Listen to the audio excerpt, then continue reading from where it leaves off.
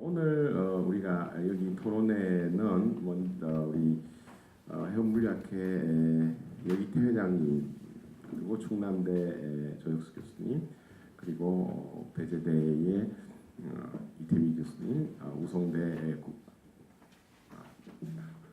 죄송합니다. 구 교수님, 구경 교수님, 그리고 우리 정규수 이사님 이렇게 돌아가면서 토론을 하도록 하겠습니다.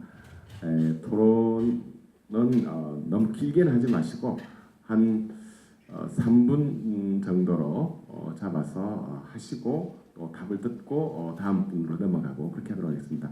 그러면 제 왼쪽에 있는 여기태 교수님부터 토론을 하는 걸로 하겠습니다. 오늘 발표 너무 잘 들었고요. 한 교수님 말씀했던 것처럼 학교하고 산업계가 좀 다소 정보의 차이가 있기 때문에 저희는 굉장히 현장에서 일어나는 일들을 배울 수 있는 좋은 기회였다고 생각합니다. 단 이제 저 학교의 좀 장점은 뭐냐면, 예를 들면 정부에서 정책을 위반한다든지 이런 부분들은 또 저희 학교랑 또 연관성이 많이 있기 때문에 저 같은 경우는 현장 부분은 제가 잘 받아들이고, 또 저희가 느끼는 이제 학교하고 그 다음에 이제 정부 간의 문제를 좀 말씀을 좀 드리고 싶습니다. 일단 우리 한 교수님도 많이 연구를 하시고 발표를 하셨지만, 정부 기관 자체가 해운업을 이렇게 구성하는 여러 산업들이 보면 산재되어 있는 게 굉장히 많은 것 같아요. 특히 제일 문제가 되는 건 조선산업 같은 경우 대부분이고요. 그래서 저희가 만약에 이제 신정부가 들어선다면 좀 이것들을 획기적으로 좀 모을 수 있는 방법이 좀 필요하다. 그래서 이런 정책이 나오게 되면 같은 몫을 내야지만 중요하지 않을까 싶은 생각이 들고요. 중요한 건 이 정부의 집행한 내용들이 어느 정도 효과를 갖는가를 잘 추정을 못해요. 그래서 굉장히 많은 정책을 내려놓고, 예를 들면 그것들이 순위가 어떻게 되며 가중치가 어떻게 돼서 어떤 것부터 해야 되고 그것이 결과가 어떻게 나오는지를 잘 인식이 안 되는 거죠. 그래서 제가 느꼈던 건 뭐냐면, 이런 것들을 좀 저희가 이렇게 모은 자리에서 만들게 되면 이것들을 굉장히 자주 소통을 하면서 정부에 좀 제안을 해주고, 이런 게 산업계에서 정말 필요한 거다 얘기를 하는 것들이 굉장히 중요하겠다. 그리고 이런 부분들, 오늘 같은 토론에도 좀 그런 분들이 오셔서 같이 듣고 정책을 쓰는데 좀 또 이제 사용을 하고 했으면 참 좋겠다는 생각을 하고 있고요. 아까 이제 우리가 주로 얘기했던 것들은 산업계에서는 수요와 공급 사이의 갭이라고 참 말씀을 하셨는데, 저 같은 경우에는 정책하고 현장 사이의 갭이 굉장히 중요하다 사실은. 그리고 위기가 왔을 때는 서로 같은 몫을 내는 것들이 굉장히 그런 곳에서 해소가 되는 거기 때문에 중요하다 생각이 듭니다. 두 번째, 이제 발표를 들으면서 제가 이제 느꼈던 두 번째 사항은 M&A 관련된 부분입니다. 우리가 이제 작년 이제 한진 사태를 겪으면서 가장 좀 애석하게 보고, 그리고 좀 안타깝게 봤던 이유가, 왜 주변에 있는 중국이나 그리고 지금 아까 말씀했던 일본의 세계선사 같은 경우는 저희가 볼 때는 그나마 좀 위기를 피해갈 수 있는 정도 선에서 잘 합병도 하고 얘기도 되고 하는데 왜 우리는 안 됐을까? 그리고 말씀하셨던 것처럼 2019년도쯤이 계속 어려울 테고, 그리고 2M하고 우리 이제 현대하고 같이 돼 있는 한 3년 기간 정도를 보고 난 다음에 M&A 협상 같은 것들을 이제 말씀하셨는데, 과연 이게 3년 후의 얘기만 가능한 건가? 안 그러면 지금부터 조금 더 속도전을 내서 중요한 부분을 해야 되지 않는가? 좀 불편한 부분이 있더라도 하는 생각이 들고요. 그다음 이제 세 번째는 마이너한 부분이지만, 아까 말씀하셨던 이제 멀티플라이어 부분에서 물량 자체가 이제 많이 준다는 말씀하셨는데 저도 이제 공감이고요. 그리고 수직적 통합 작업들을 좀 더 열심히 해서 해운업계가 조금 더 물류 쪽에 다가서는 모습들이 필요하겠다 하는 생각을 해봤습니다. 감사합니다. 발표하신 내용에 대해서 전적으로 동의를 하고요. 몇 가지 건의도 드리고요. 그리고 질문 사항도 몇 가지 드리도록 하겠습니다. 우선 저는 이제 그러니까 해운 기업이랑 항만 운영이랑 좀 나누어서 생각을 해봤는데요. 해운 기업과 관련해서 여러 가지 중요한 이슈 중에 이제 첫 번째 발표에서 나왔던 것가 이제 초대형선 발주에 관한 건데요. 물론 초대형선 발주를 하게 되면 이제 첫 번째 발표에서 그 내용에 포함된 것처럼 여러 가지 문제도 물론 있습니다만 사실은 좀 필요하지 않나라고 생각을 합니다. 그게 어떤 큰 그림의 중요 방향일 수도 있고요. 관련 연구를 한번 찾아봤었는데요. 찾아보니까 손익분기점 적재율이 사실은 좀 많이 차이가 나더라고요. KMI에서 나온 연구였는데요. 4000 TU급은 한 손익분기점 적재율이 한 76% 정도 됐었고요. 그리고 5,600 정도는 이제 71% 정도고요. 9,000 TU급 선박의 손익분기점 적재율은 64%입니다. 말씀드린 대로 선박이 커질수록 이제 손익분기점 적재율은 계속 떨어지고 낮아지는 거죠. 그래서 물론 여러 가지 좀 부담은 되지만 초대형선을 발주하는 게 어떤 효율성이나 장기적인 차원에서는 꼭 필요하지 않나라고요 생각을 하고 있습니다. 두 번째는 이제 현대상선과 같은 글로벌 선사랑 지역의 중견 선사들하고는 좀 약간 접근 방식에 차이가 필요하다고 생각을 합니다. 첫 번째 발표도 말씀하셨는데요. 현대상선 같은 경우는 최근에 이제 해운 동맹 참여할 때 아무래도 좀 협상이나 운영에 있어서 주도적인 부분이 좀 약간 좀 사실은 불만이었거든요. 그래서 앞으로 또 계약도 갱신하고 하실 거니까요. 이제 이후에는 그런 부분들을 좀 적극적으로 할 수 있었으면 좋겠고요. 중견 선사들 같은 경우는 글로벌 선사랑 똑같은 그런 전략을 해서는 어차피 살아남지도 못하고요. 차별화되지도 않을 것 같습니다. 그래서 메이저 동서 항로보다는 이제 좀 지역에 특화된 그 부분에 좀 초점을 맞추고 또 글로벌 선사하고 또 연계도 강화하고요. 그런 부분으로 진행하면 좋을 것 같습니다. 항만 운영 관련해서 몇 가지 이제 오늘 나온 주제는 아니었는데요. 사실 항만 운영 관련해서도 문제가 사실은 많거든요. 예를 들면은 부산항 같은 경우는 여러 가지 보면 나름대로 물론 문제는 있지만 경쟁력을 확보하고 있는데요. 그 외에 항만들의 사실 어려움이 많은 것 같습니다. 우리나라 중추 항만 중에 하나인 광양 항만 하더라도요. 컨테이너 물동량은 벌써 인천항에 지금 추월당한 지 오래됐었고요. 그리고 광양항에 처리되는 물동량을 한번 확인해 보면 석탄이 사실은 가장 큰 비중을 차지합니다. 원래 목적은 아니었는데요. 사실 그런 항만들도 있고 최근에 지역 항만들도 투자가 엄청나게 많이 있었거든요. 마산의 갑포신 항만도 있고요. 그런데 사실은 물동량 확보가 쉽지 않습니다. 그래서 해운 기업 차원에서는 그런 이제 국가 중추 항만뿐만 아니라 이런 지역의 항만들의 어떤 경쟁력이나 생존을 위해서는 또 어떤 또 노력이나 전략이 필요한지도 의견이 있으시면 좀 부탁드리도록 하겠습니다. 그리고 이제 그 항만 운영과 관련해서요, 우리가 지금까지 늘 중요하게 생각했던 것 중에 하나가 배후단지인데요. 근데 배후단지 저희가 지금까지 했던 전략이 크게 성공하지 못했거든요. 항상 이제 규모의 경제, 큰 기업 중심으로 했지만 이게 현실성이 많이 떨어졌었습니다. 그래서 약간 그 건의드리고 싶은 거는 좀 접근 방식을 다르게 하는 게 어떠나 싶어요. 예를 들면 대기업보다는 중소기업들도 일단은 좀 포함시킬 수가 있고요. 물론 중소기업 같은 경우는 어떻게 물동량을 확보할 건지가 이제 문제가 되는데요. 최근에 보면 뭐 알리바바나 아니면 관련되는 뭐 한국의 EC21.com이나 이런 기업들하고 연결을 하다 보면 작은 중소기업들도 물동량을 창출할 수 있는 사실은 잠재력이 있다고 봅니다. 그래서 그런 부분들에 대한 좀 고려도 좀 필요하다고 생각을 합니다. 마지막인데요. 이거는 약간 좀 뜬금없는 이야기 같지만 몇 년 전까지만 하더라도 그 북극 항로 많이 이야기를 하다가 이제 이야기를 안 한 것 같아요. 그런데 물론 이제 수익성 차원이 사실은 문제가 있기 때문에 논의가 중단된 것으로 알고 있는데요. 좀 너무 이렇게 단기간 말고 장기적으로 보면 그 부분도 블루오션이 될 수 있다고 생각을 합니다. 연구를 한번 찾아보니까요. 핵심은 북극 항로를 이용할 수 있는 기간이랑 그 다음에 세빙선 그 이용료가 사실은 핵심이더라고요. 기존 연구들에 의하면 이용 기간이 한 2-3개월 늘어나고 그 다음에 세빙선을 이용할 수 있는 요금이 지금보다 한 7-80% 정도만 떨어지면 유럽 항로 같은 경우는요 수에즈보다 수익이 더 나는 걸로 나오고 있습니다. 그래서 그 세빙선 같은 경우 이용료 같은 경우는 사실은 내빙선을 또 우리 건조하게 되면 그 해결할 수 있는 문제이기도 하고요. 그래서 선사 입장에서는 이런 문제들에 대해서는 또 어떤 의견이 있는지 또 궁금하기도 합니다. 이상입니다. 저는 한진해운의 파생 관련해서 좀 말씀을 드리고요. 그다음에 이제 해운 기업의 경영 스트럭처에 대해서 좀 언급을 하겠습니다. 첫 번째는 대부분의 우리가 해운 시황이나 전망을 얘기할 때 약간 좀 정태적으로 보는 것 같습니다. 제가 볼 때 약간 리니어하게 과거에 있던 추세를 가지고 보고 미래에 대한 포캐스트는 제가 볼 때 약간 좀 부족한 게 아닌가. 왜 그러냐면 우리 한국 해운 기업이 미래에 대처할 때 다른 국가의 해운도 똑같은 대응을 한다고 봅니다.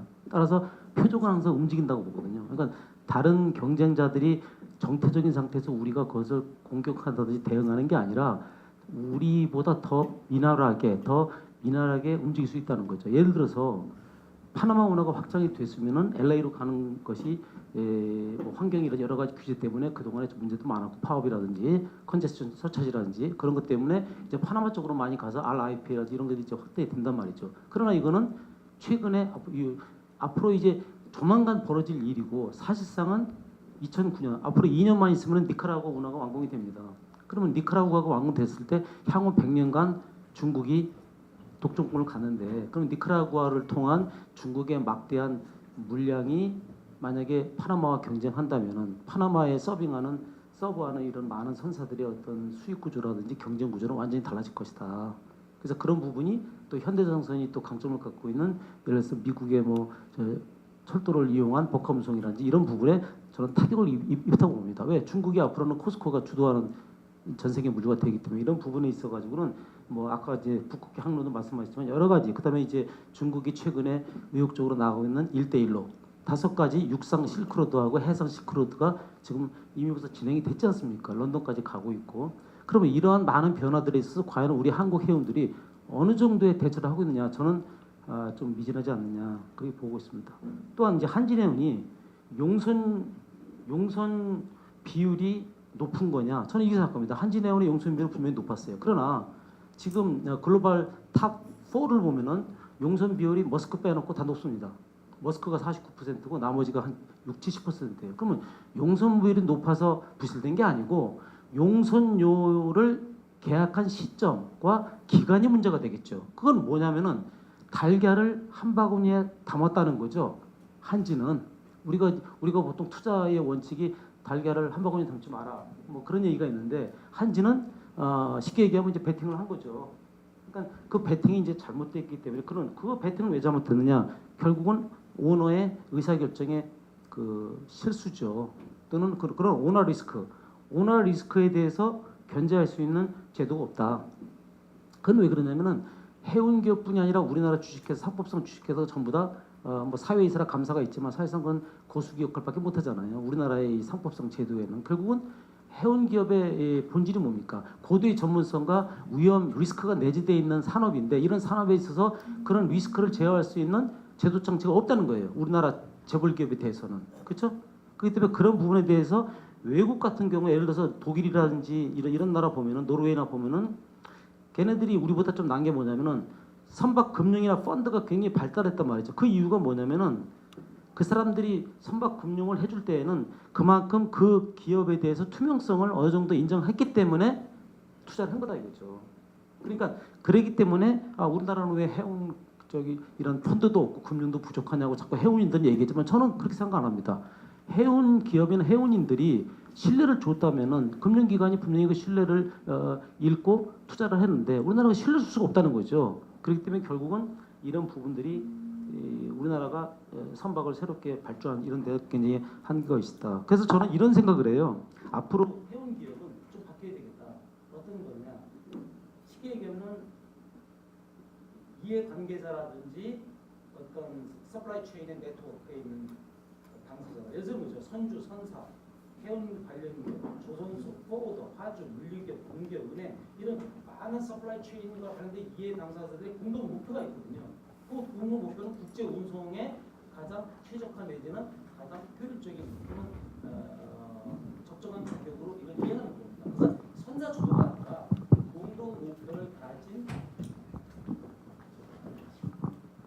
공동 목표를 가진 이런 어떤 경영의 거버넌스가 이제는 있어야 된다 이거죠. 그러니까 특정 사기업의 해운기업 하나로는 이제는 안 준다. 결국은 이제는 이런 공동 목표를 가진 어떤 경영 거버넌스를 이해자들과 조정하고 갈등을 협의하고 이런 부분에 있어가지고 좀 필요하다. 그리고 우리가 이런 얘기를 합니다. 국적선에 적시하는 게 낫다 이렇게 얘기합니다. 그렇죠? 저는 거기에 대해서 약간 다른 의견을 갖고 있습니다. 무슨 말이냐면 우리가 이렇습니다. 우리가 해운이 움직이는 것은 무역에서 나온 거죠. 그렇죠? 근데 무역이라는 것은 여러분도 아시겠지만 인코톰스라는 계약 조건에서 되는 거예요. 예를 들어서 인코톰스가 미국하고 우리하고 무역을 하면 FOB다 그러면은 미국이 만약에 바이어가 FOB를 계약하면 선사의 노미네이션 권한이 미국에 있어요. 그리고 무슨 말이냐? 우리가 아무리 국제선 19% 수출자가 바이어가 자기가 LC상의 노미 권한이 있기 때문에 그런 해상 운송 계약의 권한이 저쪽으로 가기 때문에 결국은 바이어가 자기들이 유리한 운송 계약이 외국적 선사라면 우리나라에 싫지 않겠죠. 결국은 뭐냐면 우리나라의 전체 물동량, 수출입 물동량의 무역 계약의 조건에서 과연 우리가 운송 계약의 옵션을 갖고 있는 거냐, 아니면 바이어 쪽 외국이 갖고 있는 거에 따라서 우리가 국제선 적시율은 많이 달라지고 있다. 그러면은 이런 부분들을 어떻게 해소해야 되느냐? 결국 이겁니다. 화주 기업이나 포워더라든지 이런 관련 기업들하고 선사하고 협력 관계가 되어야죠. 쉽게 얘기하면 이 가능하면은 우리 쪽에서 레이트를 경쟁적으로 냈을 때는 화주나 포워더들이 굳이 외국적 선사를 쓸 이유는 없을 거 아닙니까? 이런 부분에 있어가지고 너무 선사 주도에 선사가 운임을 내면 이것이 다 통용되는 이런 시대는 제가 볼 때는 좀 끝났다 싶고요. 그다음에 이제 마지막으로는 지금 중국 같은 경우는 이제 코스코가 차이나시핑이나 합병을 해가지고 뭐 주식이 뭐 엄청나게 오르고 중국의 북차 남차가 철도 차량이 합병해가지고 세계 최대가 됐어요. 결국 뭐냐면은 합병을 하지 않으면은 글로벌 경쟁력이 없는 겁니다. 예를 들어서 우리가 항만의 크레인을 보면요, 컨테이너 크레인이 과거에 독일제, 뭡니까, 노르웨이제, 미국제, 우리나라 한국중공업, 현대중공업, 삼성중공업 다 나왔어요. 근데 어느 날 갑자기 우리나라의 5개 조선소에서 사업을 중단했습니다. 중단하고 왜 유럽의 모든 중공업이 다 중단을 했어요. 왜 중단했느냐? 중국의 ZPMC 하나가 다 먹어버렸어요. 지금 이제 전 세계 컨테이너 크레인 시장의 80% 이상이 중국의 국영기업체가 갖고 있다 이거죠. 결국은 우리가 볼 때는 그런 이제 국영기업체로서의 국가가 지원하는, 이번에 코스코에 중국은행이 30조를 지원했습니다. 또 쿠웨이트 정부가 어질리티라는 3PL 회사에 키워가지고 매출을 100배로 올렸거든요. 10년 만에. 결국은 어느 사기업 하나 갖고 이제 안 된다 이거죠. 국가가 전략적으로 해운 기업을 중국이나 이런 쿠웨이트처럼 좀 지원하고 뭔가 예를 들어서 저는 이렇게 생각해요. 주식 지분도 사기업과 이런 공공기관이 50대 50으로 해가지고 견제도 되고 투자도 할 수 있는. 그러니까 쉽게 말하면 투자자가 참여가 돼서 내가 내 리스크를 관리할 수 있는. 그러면은 사기업도 모럴 해서도 방지하고 공기업은 투자에 대한 적절한 그런 투자비 회수도 보장받을 수 있는 이런 부분에 어떤 해운 기업의 경영 거버넌스는 좀 바뀌어야 되지 않느냐 그런 생각이 듭니다. 말씀하신 것들이 사실은 개념적으로 다 맞습니다. 맞는데 이제 아까 말씀드린 거랑 비슷하게 이제 하우투가 중요하거든요. 초대형식 발주 저 역시도 필요하다고 당연히 단위당 원가 계속 떨어지고 있고요. 그 다음에 어느 정도의 캐파를 가지고 경쟁을 하려면은 그 정도 수준의 이제 저희도 이제 초대형선 중심으로 이제 발주가 필요하다라고 생각을 합니다. 다만 이제 언제가 좋냐? 아까 이제 선박 발주 시점을 잠깐 이제 교수님도 말씀을 하시는데 선박 발주 시점은 사실은 배가 필요한 시점입니다. 선사가 뭐 성과가 비싸다 그래가지고 배를 발주를 안 하고 그 다음에 성과가 낮다 그래서 배를 막 갑자기 발주하고 그게 아니라 영업이 준비되면은 그 다음에 영업적인 니즈가 있으면 사실 선박은 그 시점에 발주합니다. 근데 문제가 그 시점에 다행스럽게 성과가 낮으면 좋은 거고 성과가 높으면 사실은 그거를 높은 성과를 계속 유지해야 되는데 그게 25년을 가는 게 문제죠. 25년 동안 계속적으로 그 성과에 대한 부담을 선사는 가져갈 수밖에 없습니다. 그러면 낮을 때까지 기다려야 되냐? 낮을 때는 한국 해운 기업들이 낮을 때 당연히 발주하고 싶은데 부채 비율 때문에 낮을 때 못했어요. 네, 낮을 때 못하고 여유가 있다 보니까 여유가 있다는 거는 성수기 시점이고 성수기 있다 보니까 사실 성과가 높은 시점이고 이게 이제 반복적으로 악순환이 됐다는 거죠. 근데 선사의 부채 비율이라는 게 당연히 중요하고 필요하냐? 저는 사실은 쾌천 부분이 있습니다. 그 이유는 자산입니다. 선박은 자산이고요. 그 자산을 예전에 저희 나라가 처음에 이제 해운을 시작할 때 5% 내지 10%를 선사해서 부담을 하고 그거를 차관을 빌려서 15년에서 20년 동안 상환을 하고 남는 거를 매각할 때 팔아서 그 돈을 가지고 다시 배를 지었던 게 전체적인 순환 사이클이었습니다. 자산이 있기 때문에 선박의 가치라는 게 존재를 하는 이상 사실 부채가 있더라도 그거 자체는 사실은 자산 매각을 통해 가지고 사실 어느 정도 커버가 가능한 그런 부분이라는 거죠. 근데 단순하게 이제 부채 비율로 가지고서 했던 것 자체가 조금 이슈가 있지 않았나 생각이 됐고요. 그다음에 이제 물류 쪽 부분들 많이 얘기를 하시는데 사실은 해운분들한테 물류 얘기하면 잘 못 알아들으세요. 근데 저는 그나마 이제 물류 쪽으로 이제 MBA를 다니다 보니까 지금 얘기하시는 부분들을 말씀을 어느 정도는 이해하겠는데 해운분들이 아까 근데 이거를 욕할 수 있냐? 욕하지 못하는 게 선사주도 마켓이었기 때문에 내가 노선 깔면 화물들은 기본적으로 왔었습니다. 예전 저희 지금 시점 이전에 한 2010년도 이전까지만 해도 사실은 모든 화주들이 영업해야 될 때, 컨트랙트 체결할 때는 당연히 찾아왔고요. 성수기 때는 당연히 밥 사러 오고 이런 것들이 기본적으로 있었습니다. 그러다 보니까 예전 분들한테 그런 마인드가 없고 서플라이 체인 개념이 없고 이런 얘기 하시면 사실 그분들 입장에서 영업할 때는 피해 다니기 바쁜 시점들도 되게 많이 있었습니다.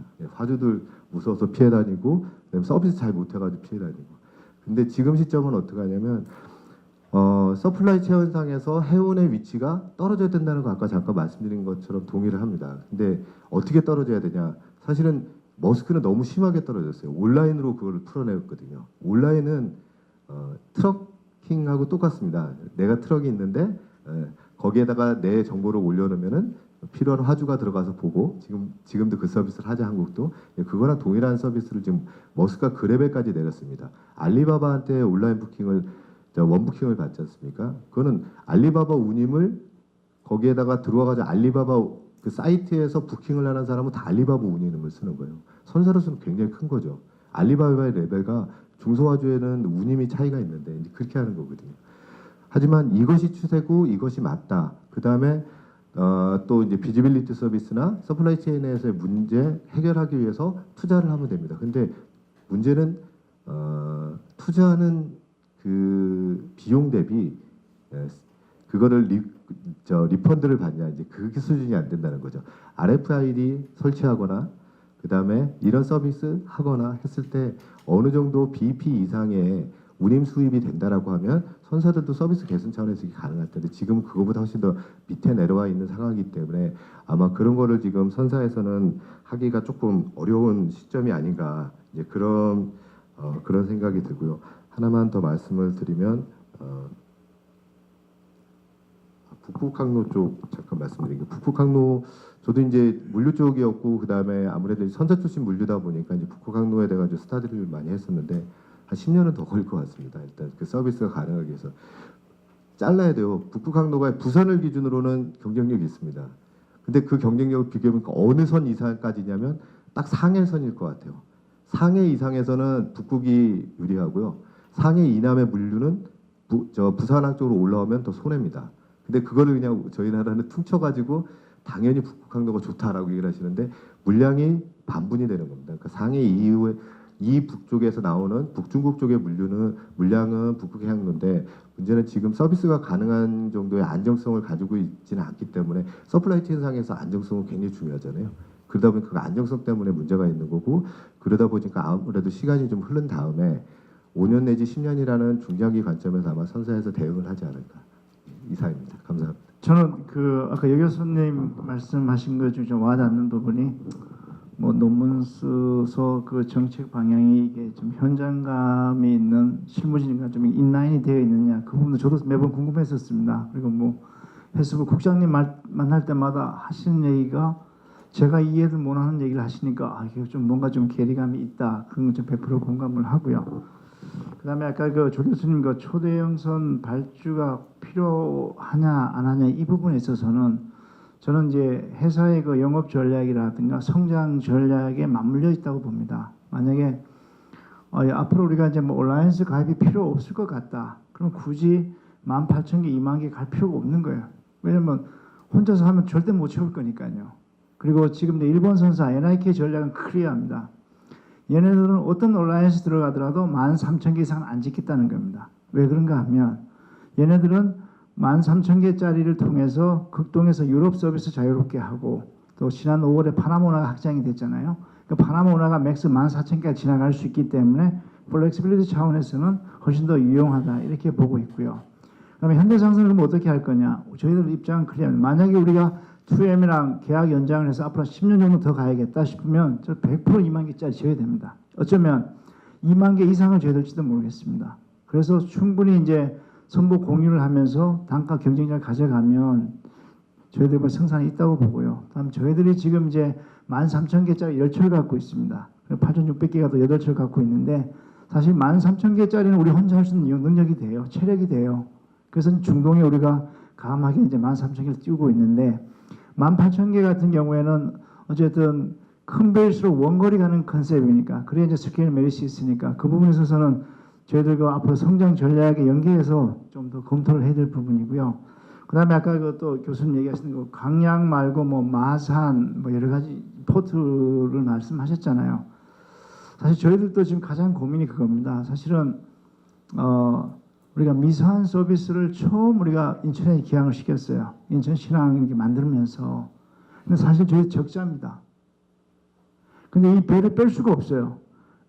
왜냐하면 아까 말씀드렸다시피 단순하게 저희들 이렇게 물량만 바라보고 채사만 바라보고 빼버리면 인천 그 신항뿐만 아니라 하이업 제품 굉장히 난리가 나게끔 되어 있습니다. 근데 우리가 가장 큰 문제가 뭐냐면 미국에서 오렌지를 싣고 부산에서 갖고 오는 것보다 인천 가는 게 더 비용 경쟁력이 있습니다. 하주 측면에서. 왜냐하면 부산에서 내려서 대부분 이 오렌지들 수요는 수도권이거든요. 그러면 부산에서 트러킹 비용이 여기 수도 굉장히 비싸지 않습니까? 그죠? 근데 인천으로 갖다 주면 굉장히 근거리지 않습니까? 그래서 이제 그런 영업을 하더라도 지금 여러 가지 이제 제한 사항이 있는데 더 큰 문제는 현대상선 입장에서는 뭐냐면 아까 그 또 말씀 잘하셨는데 중견선사 보호 차원 있지 않습니까? 근데 우리가 지금 현대상선에서 컨테이너에 짐을 싣고 인천에 왔는데 또 인천에서 내려놓고 또 인천 짐을 싣고 또 중국을 가야 될 거 아닙니까? 근데 우리가 한 건 때문에 할 수가 없어요, 영업을. 그럼 우리가 어쨌든 인천에 배를 넣는 거는 무조건 적자를 감수하고 들어가는 겁니다. 인천에서 만약에 짐을 싣고 청도,寧波가면 항정역에서 난리가 납니다. 자, 그러면 커머셜 측면에서는 인천 기항하면 안 됩니다. 돈벌이가 안 되니까. 그러면 인천을 계속 기항을 할 테니 그럼 인천발 중국 영업을 해주라, 하게끔 해주라. 그러면 또 근해선사가 또 난리가 납니다. 이게 굉장히 지금 어려운 부분인데 이거를 좀 사실 이게 뭐 어제 오늘 일은 아니지 않습니까? 그죠? 이 한건 문제가. 그래서 만약에 뭐 이런 정책적인 부분에 있어서는 좀 해결이 되면 현대상선은 그렇습니다. 뭐 마산 가능합니다. 그다음에 지금 강양도 계속 들어가고 있거든요. 그래서 어쨌든 우리 국적 선사가 국적 항만을 좀 막 최대한 활용을 해줘야 되는데 이런 핸디캡이 있습니다. 이걸 좀 정책적으로 풀었으면 하는 바람이고요.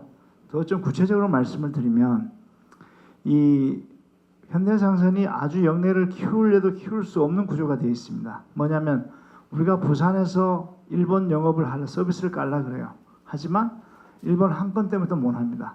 여기는 근해선사에 항건이 있습니다. 그 실링 제도가 따로 있고 그다음 우리가 중국 같은 경우에 또 항건 제한에서 또 영업을 또 못 합니다.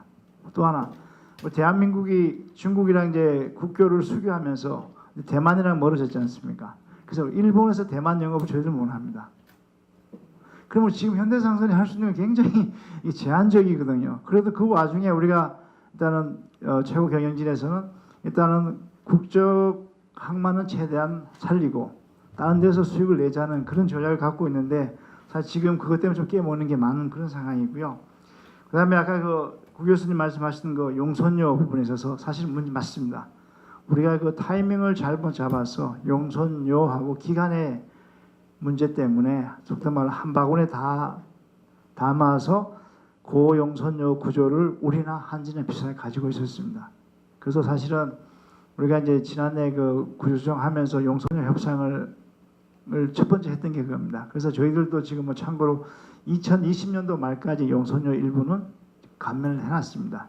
대신 우리가 주식으로 주고요. 나중에 채권 주면서 오프셋을 시켜놨는데 저희들 지금 대한민국 해운에서 가장 좀 이렇게 개선을 해야 될 부분이 오너들의 그 마인드가 하나 있고요. 말씀하신 대로 그다음에 그 타이밍을 우리가 좀 잘 잡는 거 포함해서 리스크 매니지먼트를 제가 보기에는 절대적으로 해야 되지 않나 이렇게 생각하고 아까 그 교수님 그 FOB 운송 계약 옵션 부분에서 저는 좀 다른 생각을 갖고 있는데요. 사실은 현대상선이 미국의 FOB 하죠. 월마트나 타겟 이거는 모든 게 오픈 컴피티션입니다. 우리가 비딩에 참여하고 머스크가 참여해서 우리가 서비스에 대한 경쟁력 플러스 운임, 그죠? 여기에 대해서 걔네들 평가를 봐서 우리가 이제 물량을 오버등 받는 거지 않습니까? 근데 우리가 지금 타겟팅하는 건 KOA 하주입니다. 뭐냐면 글로비스, 삼성, LG 물량이 굉장하지 않습니까? 한국에 나가는 물량. 그러면 우리가 사실 서비스 그래서 저희들은 교수님 첫 번째가 KOA 하주입니다. 우리 대한민국 하주들의 리콰이어먼트를 맞춰서 노선을 갑니다. 그리고 지금 이 시장에서 이제 뭐 머스크나 MS 서비스가 중복되는 부분이 있는데 사실은 한진 사태 생겼을 때 우리가 KOA 하주들 가장 먼저 보호해 줬어요. 적자를 내면서. 그래서 미주 노선을 하나 더 띄웠거든요. 그러면 우리도 그렇게 해주는데 KOA 하주도 국적 선사인데 그러한 로열티를 좀 가져. 예, 배재대학교 이태입니다. 저는 그 미래 먹거리를 좀 고민해봤습니다. 그 해운을 하기 위해서는 이제 배도 필요하지만 이제 사람이 있어야 되는 거 아니겠습니까? 그 현재 출산율이 1.21명이랍니다. 이 추세로만 가면요, 2060년에 부산 인구가 234만 명으로 지금 수준에서 3분의 1이 줄고요. 2100년에 103만 명이 되고 2200년에는 부산 인구가 고작 12만 명이 된다고 합니다. 현재 부산의 노인 인구 비율도 약 15%로 전국 광역시에서 가장 높다고 합니다. 한진해운 또 사태로 인해서 이제 해양대학의 진학률도 예전과 같지 않은 상황입니다. 따라서 이 그 인구 절벽 그리고 이 4차 산업혁명 시대에 부산에서 해운 산업이 발전할 수 있는 방안은 이 무인 선박 개발에 있다고, 그 무인 선박 개발을 좀 구체적으로 좀 실행을 해야 된다 이렇게 말씀을 드리겠습니다. 2030년부터 그 지금과 같은 그 사람이 들어가서 운항을 하는 유인 선박이 무인 선박으로 2030년부터 교체가 되고요. 현재 건조되고 있는 선박이 이제 15년 후면 이제 무인 선박과 현재 운항 중인 선박과 경쟁을 하는 시대가 오고 2035년에 무인 선박이 완전 상용화가 된다고 합니다. 그리고 무인 선박은 이제 운항 경비가 22% 정도 적게 들고 더 가볍고 물건을 더 실을 수 있다고 합니다. 그래서 그 해운과 조선, 우리나라 그리고 부산이 좀 그 상생할 수 있는 방안으로서 무인 선박 시대를 좀 대비해야 된다 이렇게 말씀을 드리겠습니다. 두 번째로 이제 부산항에서 그 부산항 발전을 위해서 부산시의 역할이 좀 더 필요하다 이렇게 말씀을 드리겠습니다. 한진해운 여파로 이제 부산 실업률이 작년 2016년 11월에 3%였고요. 올해 1월에 4.5%였고 2월에 5.5%였답니다. 올해 3월 기준으로 부산 실업자 수가 8만 1,000명인데 이 수치는 작년 3월 대비 8,000명이 늘어난 수치라고 합니다. 이러한 상황에도 이제 부산시의 대책이 조금 미온적인 것 같다 이렇게 말씀을 드리겠고요. 또한 그 김해공항이 확장하고 이런 것 때문에 이제 공항 개발이라든지 항공 분야에만 좀 부산시가 관심을 갖고 있는 것이 아닌가 이런 생각을 해봤습니다. 그 2008년에 독일 함부르크 사례를 보면요, 이제 함부르크 시에서 이제 하팍로이드의 지분을 3분의 2를 이제 매입했습니다. 그래서 함부르크 지역의 일자리와 물가 안정 그리고 항만의 이제 지속적인 발전을 위해서 함부르크 하팍로이드의 지분을 3분의 2를 매입했는데 우리나라의 경우에도 항공 분야에서 지자체와 민간 운송기업 간의 이 조인트 벤처 사례가 있습니다. 이 애경 백화점으로 유명한 애경 그룹이 제주도랑 이제 합작 75% 25% 투자해서 제주항공을 만들었고요. 아시아나 항공이랑 부산시가 공동 출자해서 에어부산을 만들었습니다. 제주항공, 에어부산은 마찬가지로 다 그 제주공항이랑 김해공항을 홈베이스로 사용하고 있고요. 우리 이제 해운 분야에서도 이제 지자체와 민간 기업 간의 이 조인트 벤처 사례가 전혀 상상할 수 없는 일이 아니다 이렇게 말씀드리겠고 지역의 어떤 경제적인 효과나 고용 효과를 고려해 보면 지자체도 좀 고려해 볼 만하다 이렇게 말씀을 드리겠고 또 이제 그렇게 되면 이제 지역 인재를 우선 고용한다거나 지역 수출입 기업이 그 지역 선사의 적치율을 좀 높인다거나 이런 부분도 긍정적으로 영향을 끼칠 수 있을 거라 생각합니다. 마지막으로 이 구교훈 교수님 그 말씀하신 그 계란을 한 바구니에 담는 거랑 좀 일맥상통한 말씀인데요. 그 우리 해운 기업의 선박 발주가 과연 이제 적절하였는지에 대해서 조심스럽게 문제를 제기하고 싶습니다. 그 제가 토론문을 저만 유일하게 그 발표 자료에 제가 그 삽입을 했는데요.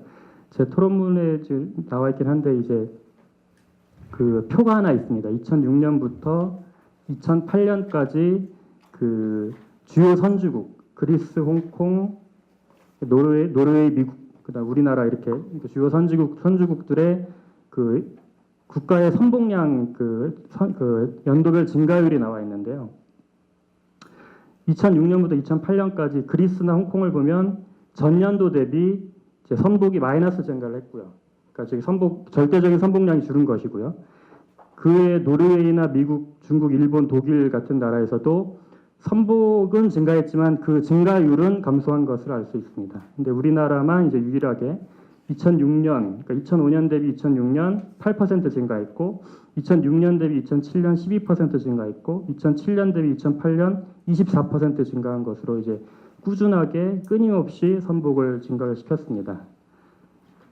제가 개인적으로 올해 겨울방학에 연구를 해보니까 2003년부터 2013년까지 운임이랑 중고선가랑 뭐 용선료나 유가 같은 그 시장 요소가 국가 선대 증가분에 설명하지 못하는, 국가 선대분 증가하는데 시장 요소가 설명하지 못하는 그 증가분이 척수 기준으로 74%였고요. 톤수 기준으로 78%로 나타났는데, 이런 결과를 고려해 보면 그 우리나라의 선주대, 그 선사의 선박 발주가 경쟁적이거나, 그러니까 나는 별로 하고 싶은 마음이 없는데 할 생각이 없었는데 남들이 하니까, 그리고 또 하나 저 사람도 하고 저 사람도 하니까 그 어떤 군중 심리에 의해서 좀 집단적으로 이루어진 집단 행동이 있지 않나, 이런 생각을 해봤습니다. 네, 감사합니다. 아까 남 대표님이 제안하신 것처럼 how to 학회에 있으니까 how to에 대해서 잠깐 이렇게 말씀을 드리겠습니다. 저는 한국 해운물류학회 정길수 이사입니다. 일단 저는 우리 해운업계를 이렇게까지 키워온 우리 해운인들에 대해서는 굉장히 저는 잘하고 있다, 그리고 자랑스럽게 생각하고 있습니다. 사실 이런 파이낸싱이라든가 이런 우리나라 이미지 이런 걸 생각하면은 해운이 우리나라만큼 이렇게 강하게 세계 모대 선사 이내로 이렇게 들어서 활동하는 데는 없다고 보거든요. 이건 전적으로 해운인들이 굉장히 잘하고 있다, 이렇게 보고 있고요. 근데 이제 문제는 현재 해운업계를 보면은 저는 시장을 한마디로 말해서 일파만파 이렇게 이야기하고 싶습니다. 물론 이게 골프 용어로 하면 굉장히 좋은 용어인데요. 굉장히 안 좋은 얘기입니다. 그래서 지금 보면은 시장은 한진해운 사태로 해서 신용이 완전히 경색이 돼 있고요. 시중은행에서 보면은 모든 해운에 대해서 대출 거의 언급이 되고 있지 않습니다. 그리고 금리 무지하게 지금 올라가고 있고요. 이러한 상황을 만든 원인이 뭐냐라고 보면은 저는 우리나라가 전기선사를 세계에서 유일하게 파산시킨 나라라고 생각하거든요. 2001년도 조양선선, 그리고 작년도 한진해운. 상당히 좀 과격하면서 용기 있는 결단이라고 보는데, 용기 있다는 얘기는 다른 얘기를 하면은 좀 약간 개념이 없다는 얘기하고 똑같거든요. 그래서 정부 쪽에서 제대로 이렇게 해운인들이 잘하고 있는데 도대체 뭘 자리를 제대로 펴줘서 나아갈 수 있는 분위기를 만들어줘야 되는데 왜 이렇게 자꾸 하고 있느냐. 보면은 신용경색 문제도 지금 신용경색을 풀기 위해서 예전부터 선박보증보험 제도를 10년 전부터 이야기하고 있는데 아직도 안 되고 있어요. 도대체 정부에서 뭘 그렇게 걱정을 하는지 모르겠고요. 이 신용경색을 풀기 위해서 지금이라도 선박보증보험 만들어야 됩니다. 그리고 또 하나, 해운업에 대한 규제, 부채 비율 400% 이야기했습니다. 현대상선 거기에 맞추기 위해서 부산항 터미널 팔았습니다. 근데 400% 기준이 뭔지 아십니까? 세계 10대 선사의 평균 부채 비율이 400%에서 이런 논리가 어디가 있습니까? 근데 반대로 해서 항공산업을 보십시오. 여기에 부채 비율은 기준이 없습니다. 대한항공 900%, 1000% 넘어가려고 그러면은 정부에서 물류 관장하는 정부에서 신용을 좀 확보하기 위해서 900% 낮춰보지라는 공고성입니다. 근데 해운은 특이하게 엄격한 잣대를 들이대고 있거든요. 지금 400%, 조양산선 망할 때 200%. 말도 안 되는 얘기입니다, 이게. 그러다 보니까 자꾸 편법이 발생하고 있는데 직접 조선을 해가지고 수출입은행이나 이런 데서 조선으로 해서 자사선, 오온선대로 유지하면은 훨씬 비용을 절감할 수 있음에도 불구하고 실제로 부채 비율 때문에 그리스 선주라든가 캐나다 선주, 심지어는 선박관리회사까지 한 쿠션을 먹고 들어갑니다. 그건 비용에 대한 추가적인 부담이거든요. 이러한 정책을 펴고 있는 정부에서 저는 이런 부채 비율 이런 문제는 해운업계를 살리기 위해서라도 반드시 철폐돼야 된다라는 것을 제안하고 싶고요. 그 다음에 마지막으로 이제 말씀드리고 싶은 것은 사실 뭐 저기 해운이라든가 조선이라든가 철강이라든가 어떻게 보면 수직 계열화되어 있는 그런 산업입니다. 해운이 활성화돼야지 조선 산업이 활성화되고요. 조선 산업이 잘 돼야지 철강 산업도 활성화됩니다. 조선 산업 종사자 25만 명, 철강 산업 종사자 15만 명, 40만 명, 해운 산업 종사자 몇 명 안 됩니다. 그런데 이 수직 계열화되어 있는 이런 산업 구조에서 해운 산업을 망하게 하고 그리고 나서 조선이라든가 철강이라든가 이런 산업에 대해서 구조조정을 논하고 있습니다. 말도 안 되는 얘기입니다. 머리를 자르고 몸통을 살리겠다. 이거 어디에서 해당되는 논리인지 모르겠는데요. 이건 말이 안 됩니다. 그리고 이러한 말이 안 되는 논리는 최근에 금융위원장께서도 이야기했지만은 해운이 물류의 일부분인지 몰랐다. 많은 공부가 됐다라고 이야기했습니다. 아니 그 수업료로 지불하기에는 너무 큰 금액 아닙니까?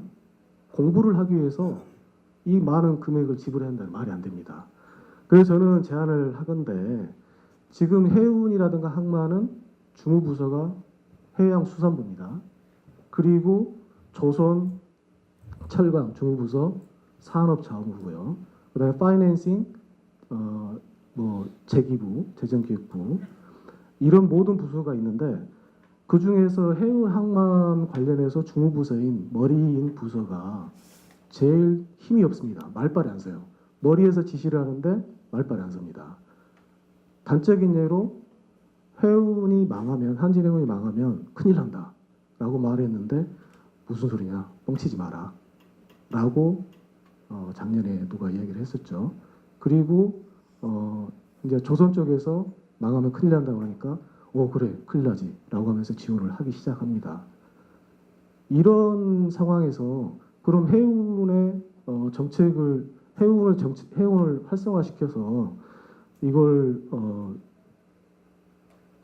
연관되는 사업인 조선이라든가 철강을 키우기 위해서는 뭔가 영향력이 있어야 되는데 그러기 위해서는 제가 감히 제안하는데 이번에만 정권이 바뀐다. 그리고 한 가지 기대를 하는 게 뭐냐면은 여기 맥넷의 그 장점인 산학현 연관 그리고 이 여기서 발언하는 모든 발언 자체가 만약에 얼마나 정책에 이렇게 활용될 수 있는지 모르겠지만은 활용이 된다라고 하면은 저는 해수부를 폐지를 했으면 좋겠습니다. 폐지를 과감히 하고 해양수산부하고 그 다음에 산업자원부, 그 다음에 교통부, 그 다음에 기재부 이런 모든 산업을 엮어서 하나의 위원회를 만든 다음에 거기에서 우리의 해운과 조선과 그 다음에 연관되는 항만이라든가 철강산업 이런 산업들을 어떻게 끌고 갈지 그리고 어떤 식으로 구조적 향후 지원을 해야 될지에 대해서 심도 있게 논의를 해야 된다고 봅니다.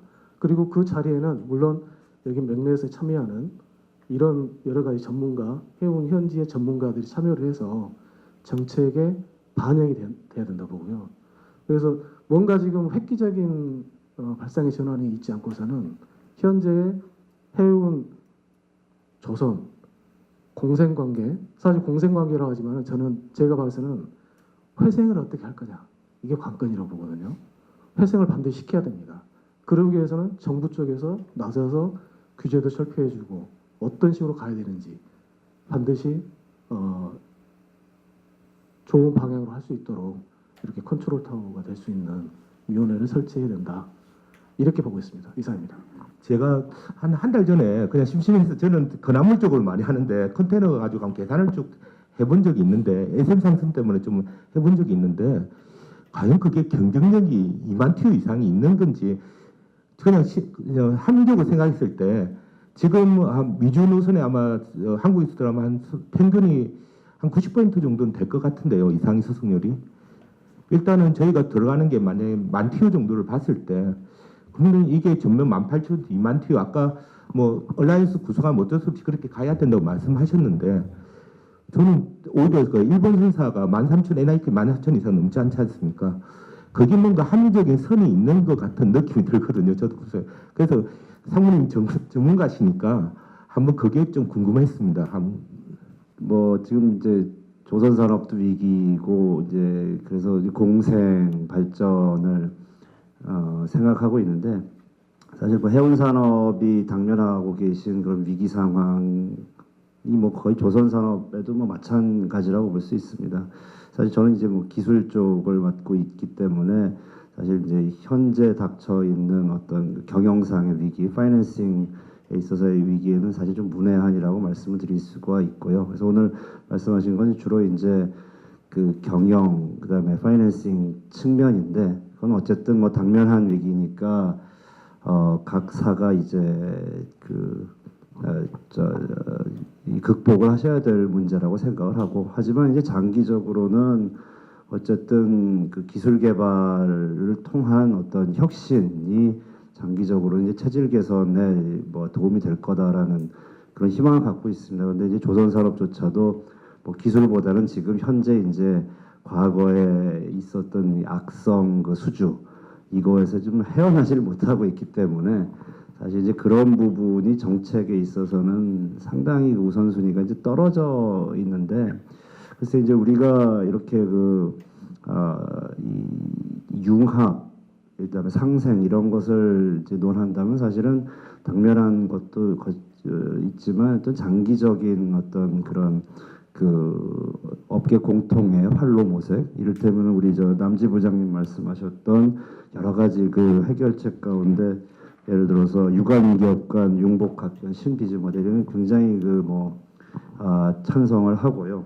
이를테면 이제 조선업에서 주도할 수 있는 이를테면 뭐 회사 기술 개발 협의회 뭐 이런 부분에 있어서는 상당히 공감을 하고 있습니다. 그래서 제가 건의드리고 싶은 것은 어쨌든 그 지금 대형선사에서도 어쨌든 뭐 그 선대 경쟁력 확보라든가 경영 그 경쟁력 확보는 뭐 당연한 거지만 어쨌든 이게 융합할 수 있는 그런 그 기술적인 부분에 있어서 조금 더 관심을 가져 주시기를 조금 그 부탁을 드리고 뭐 사실은 이게 각 개별 기업이 되면 산업뿐만이 아니라 개별 기업이 되면 뭐 생존 전략 이를테면은 반드시 해운업의 이해관계가 조선업의 이해관계와는 일치하지 않는다라는 말씀도 오늘 많이 해주셔서 많은 공부가 됐고요. 하지만 이제 이를테면은 기술 개발이라는 측면에 있어서는 거의 일치하지 않을까 하는 생각이 듭니다. 예를 들면 지금 부산항에 뭐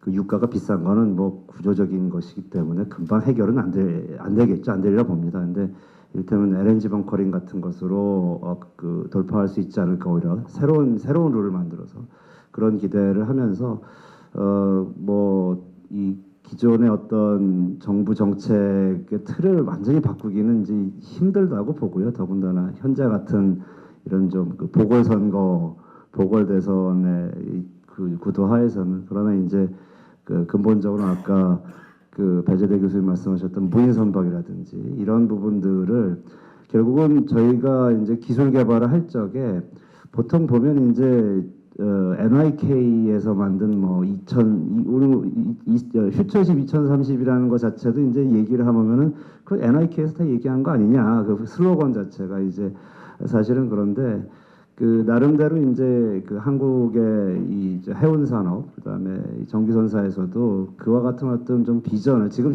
사실 힘들지만 그런 비전 나름의 비전 같은 것들을 조금 이렇게 이니셔티브를 만들어 주시면 그게 이제 정책화가 될 수 있지 않을까. 오히려 이제 어떤 그 금융이나 재정적인 정책 보담도 조금 그 파급 효과가 좀 더 있다고 보거든요. 그래서 그런 부분도 좀 관심을 가져주십사 하는 그런 제안을 좀 드리고 싶습니다. 예, 감사합니다. 사실 제가 이제 워낙 그 요즘에는 해운 조선이 어렵다 보니까 각 그 연구 보고서나 이런 어떤 분석 자료들 이렇게 보다 보니까 오늘 그 발표하셨던 분들 또 그 여기서 각 교수님들이 의견을 주셨던 부분들은 어디선가 다 한 번씩 그 들어갔던 것 같아요. 단 한 개도 빠짐없이. 근데 왜 이게 그 말은 뭔 말이냐면 문제점에 대해서 우리가 모두 그 공유를 하고 있다는 거죠. 그런데 이제 그게 하나하나 그 솔루션을 찾아가지 못하기 때문에 어떤 의견으로 끝나고 그런 게 아닌가 싶습니다. 지금 아까 그 말씀하셨던 고경 교수님께서 말씀하셨던 것 중에서 내가 상당히 그 의미 있는 제안 하나가 뭐냐면은 해운 경영 그 가바넌스 체제를 갖춰야 된다. 그 정말 필요할 것 같습니다. 왜 그러냐면 아까 그 우리 남성님께서 발표하셨지만 어떤 사안을 놓고 이렇게 한진해운의 그 사안을 놓고 보면 각 파트들 관련 파트들이 보는 각도가 다 다르고 찾고자 하는 솔루션 그 방향도 다 다른 거예요. 그래서 결국에 그런 솔루션은 나오나 마나다. 또 그 효과도 얻지 못하고 있다. 그런데 아까 구 교수님 그 말씀하신 그런 어떤 전체적인 어떤 컨트롤을 할 수 있는 그런 어떤 가버넌스 체계를 갖춘다라면 굉장히 어떤 효과가 있지 않을까 한번 생각을 해봅니다. 일단은 뭐 제가 지금 하고 싶은 말은 많이 있는데 견해는 많이 있는데 시간 관계상 제가 패널들한테 넘겨드리도록 하겠습니다. 이상입니다. 아까 그 큰 배 초대 형성 말씀하시는데요. 우리가 이제 그냥 한 예로 우리가 2만 개짜리를 짓고 그 13,000개짜리가 짓고 그러면 우리가 사실 2만 개짜리가 전체 캐파 84% 정도만 실으면 13,000개는 브레이크이븐이 됩니다. 그래서 지금 이제 뭐 그렇게 하면 우리가 지금 뭐 브레이크이븐 되지만 둘 다 100%를 실을 경우에는 만약에 부산에서 로텔담 간다. 그러면 TU당 85불이 비용 경쟁력이 있고요.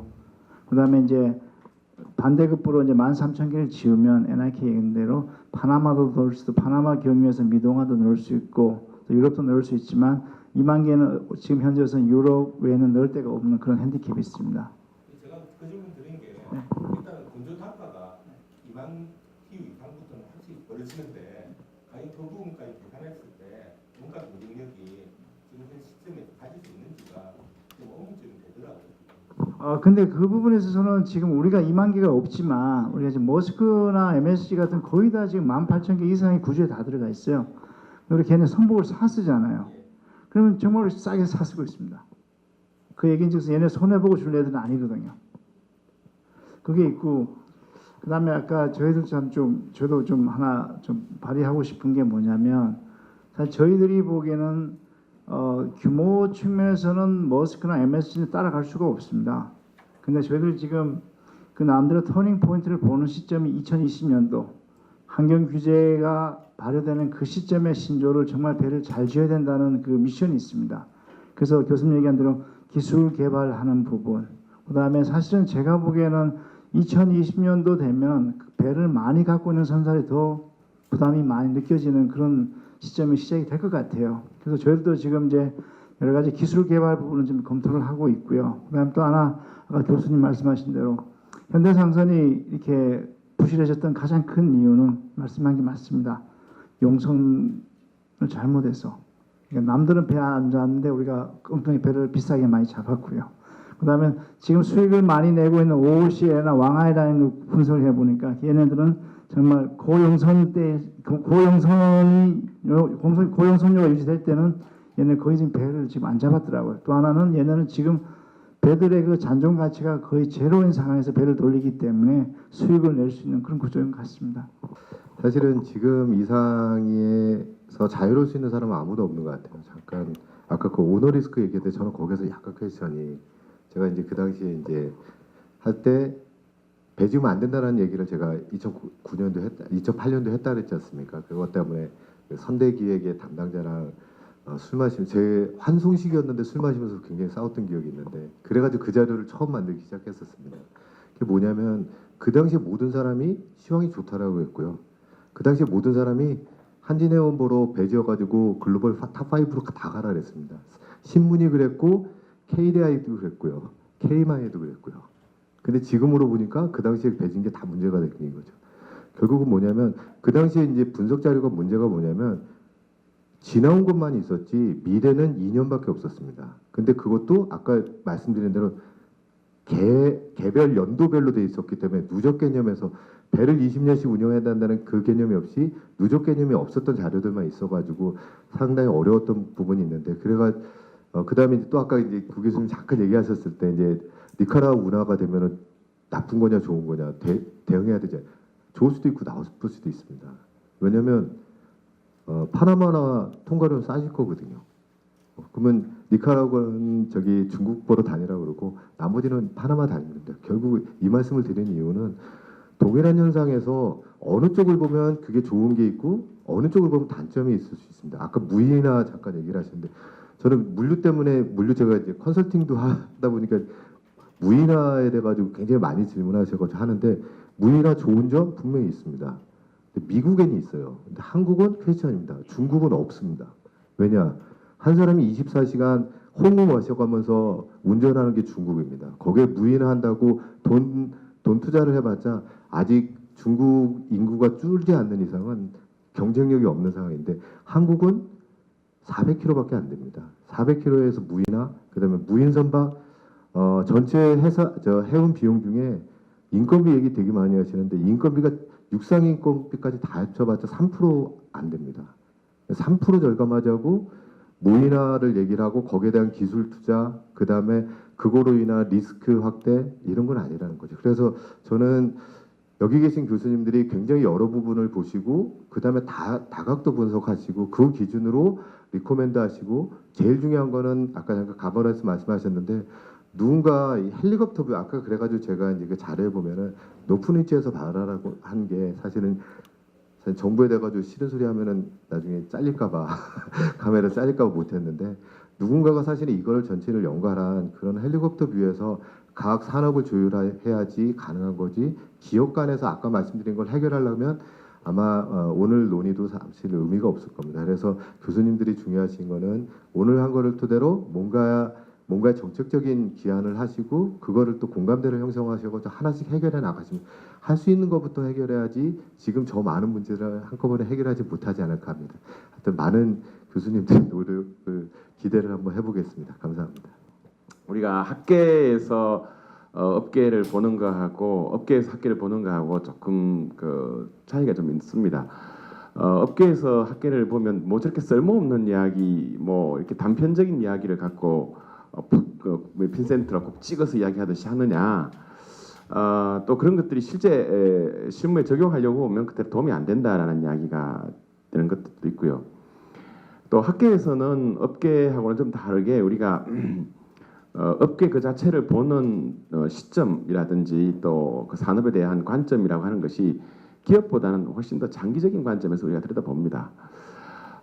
우리 황동 박사가 이야기했던 초내영선 이야기도 이런 겁니다. 제가 97년에 일본에서 이 이야기 가지고 굉장히 한번 논쟁이 컸었습니다. 자, 컨테이너선이 그때 태평양 항류 2000TU에서 4000TU. 자, 이게 과연 4000TU짜리가 경쟁력이 있겠느냐? 그렇지만 어디서 가지고 오지? 화주가 어디 있어? 그러다가 제가 2005년에 일본에 가서 2004년에 일본에 가서 또 일본 사람들하고 이거 갖고 또 논의를 했는데 컨테이너선이 많이 커져도 12,000 이상은 커지지 않을 것이다. 더 이상 들어갈 항구도 없고 또 실을 수 있는 짐도 없다.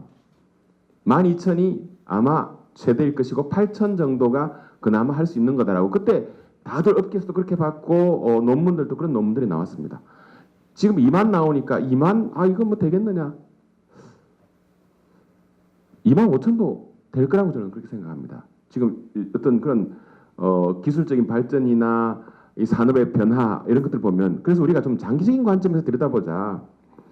똑같은 논란으로 2008년에 이건 제가 경험했던 바입니다. 지금은 우리가 조금 굉장히 어려워진 어떤 동문 선배한테 그 오나한테 제가 들었던 핀잔입니다. 그때 계명대학 하영석 교수님하고 저하고 선배님 지금 너무 우리가 많이 투자를 많이 하는 것 같습니다. 배를 너무 많이 사는 것 같습니다.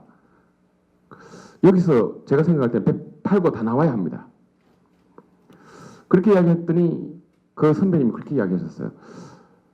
KMI도 배 사라고 그러고 KMI 지금 뭐 누구 좀 한국해양대학에 가서 뭐 저기 하고 계시는 모 교수님입니다.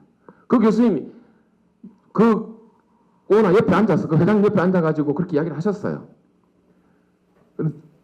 자네는 말이야 뭘 안다고 아무 경험도 없으면서 그런 이야기를 한다고. KMI에서 말하는 그분 이야기는 듣고 정작 저는 나름대로 그래도 해운에 대한 애정도 갖고 상당히 오랫동안 해운에 대해서 들어봤다고 생각하는데 저나 하영석 교수님이 이야기하는 거는 아주 우습게 말씀하시고 그래서 지금도 그건 자랑스럽게 이야기할 수 있습니다. 우리가 업계에서 보는 것보다는 상당히 장기적인 관점에서 보고 있기 때문에 업계에서는 그때그때 이익을 내야 하고 담당 임원이 되면 자기가 맡은 그 해의 수익을 내야 되기 때문에 대응하는 게 문제가 있지만 우리가 그런 의미에서 학계에서도 나름대로 노력이 있고 또 학계에서 내놓는 의견에 대해서도 정부가 좀 더 장기적인 관점에서 이걸 수용하고 정책화할 그런 것들이 필요하다고 생각합니다. 그런 의미에서 우리가 전기선 해운 업계를 1960년대 컨테이너가 도입되면서부터라고 이렇게 관점에서 듣다 보면 저는 이걸 한 3기 정도로 구분해서 들여다본다고 봐야 된다고 생각합니다. 첫 번째가 시랜드가 컨테이너 서비스를 본격적으로 월드와이드로 시작했을 때 그 시장의 마켓의 리더는 시랜드였습니다. 이 시랜드는 뭘 가지고 마켓을 리드했느냐 그러면 그때까지는 없었던 편의성입니다. 편리함으로 시장을 리드를 했습니다. 시랜드 다음에 나왔던 그 시장의 리더는 이제 머스크죠. 머스크는 어떻게 시장을 리드를 했냐라고 하면 말 그대로 규모의 경제를 극대화하는 거였습니다. 그 규모의 경제를 극대화하기 위해서 첫 번째 취했던 방법이 M&A였고요. 두 번째가 초대형선이었습니다. 이제 저는 우리가 세 번째에 오는 마켓 리더는 한 2020년이라고 이야기했는데 저는 한 2023년 정도지 않겠느냐라고 생각합니다. 이게 우리가 그러면 거기에 대한 대응을 할 수 있는 뭐가 있느냐라고 하는 거. 이게 저는 그런 의미에서 새로운 현대상선이 탄생된 게 아주 타이밍상 좋다고 생각합니다. 우리나라 해운이 기존에 갖고 있던 문제, 오나의 문제, 오나 리스크, 재무체질 개선이 안 되는 문제, 그 다음에 정부의 강력한 백업이 없기 때문에 화주들하고 연계도 안 되는 그런 문제, 그런 것들 이제 새로운 현대상선 체제 하에서는 그런 것도 사실 거의 존재하지 않습니다. 현대상선만 잘하면 됩니다. 지금 현대상선이 잘해야 되는 거는 뭐냐면은 3년 2M하고의 협약이 중요한 게 아니라 이 3년 뒤에 다시 거기에다가 한 2년 정도 더 보태가지고 그 뒤에 우리가 뭘 할 건가에 대한 그가 필요하다고 생각합니다. 그런 의미에서 저는 우리가 가장 잘할 수 있는 거 지금 다른 나라에 비해서 우리가 잘할 수 있는 거 조선하고 해운이 결합하면은 잘할 수 있는 게 나온다고 생각합니다. 그래서 우리가 어떤 기술적인 우위를 살린 그런 마켓 리더가 제3기 컨테이너 해운의 마켓 리더가 됐으면 좋겠다. 여기에 우리나라 해운도 조선도 다 명운을 걸고 한번 도전해 볼 필요가 있지 않는가. 그런 의미에서 우리 김명식 본부장 여기 와 있지만 저는 성급의 역할이 매우 중요하다고 생각합니다. 뭐냐면 우리가 오늘 이 자리에 왜 이렇게 모였겠냐. 서로 다른 분야에서 모여가지고 이야기를 하느냐. 결국 성급이 해운, 조선, 그 다음에 다른 회사 관련된 기술들과 실제 비즈니스를 연결할 수 있는 난리지 하브입니다. 우리 그건 누구도 만들어진 조선소는 배를 만들어 찍어내기만 하고 해운은 그 배를 사용하고 그래서 거기에 관련된 기술들이 서로 피드백이 사실 잘 안 됩니다. 그건 누가 다 그런 것도 다 알고 있냐면 그 선급밖에 안 데가 없어요. 새로운 규제에 대응해서 어떻게 대응해야 되느냐를 갖다가 조선과 해운을 연결시켜 줄 수 있는 건 실제 그걸 또 비즈니스에서 이코노마이즈 할 수 있는 거는 선급밖에 없어요. 그래서 여기서 우리가 이제 해운하고 조선하고 선급이 서로 연결돼서 새로운 우리가 제3세대 컨테이너 해운을 리드할 수 있는 그런 기술적인 우리가 우위성을 가지고 다른 나라 보다 더 경쟁력이 있는 해운을 좀 만들었으면 좋겠다라고 하는 것이 저의 생각입니다. 네, 오늘 뭐 장시간 토론 또 발표 참석해 주셔서 감사하고 오늘 발표해 주신 두 분 이상식 상무님과 박명수 본부장님 우리 박수 한번 격려해 주시면 감사하겠습니다. 감사합니다.